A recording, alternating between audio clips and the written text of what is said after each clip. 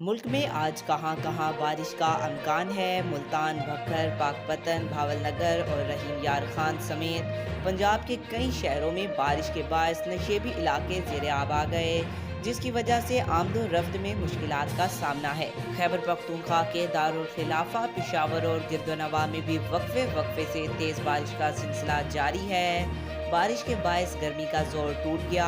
आज पंजाब, खैबर पख्तूनख्वा, कश्मीर, गिलगित बल्तिस्तान, शुमाल मशरकी बलोचिस्तान में गरज चमक के साथ बारिश का अमकान है। महकमा मौसमियात ने मूसलाधार बारिश की पेशगोई करते हुए कश्मीर, शुमाल मशरकी बलोचिस्तान और डेरा गाजी खान के पहाड़ी नदी नालों में सैलाबी सूरत हाल पैदा होने का खदशा जाहिर किया है। खिता पटोहार, लाहौर, सियालकोट, गुजरांवाला, नारोवाल, फैसलाबाद में अर्बन फ्लडिंग की वार्निंग जारी की गई है। खैबर पख्तूनख्वा के पहाड़ी इलाकों मरी, गिलगित कश्मीर, गिलगित बल्तिस्तान में लैंड स्लाइडिंग के बायस ट्रैफिक की आमदोरफ्त मुतासर होने का खतरा है।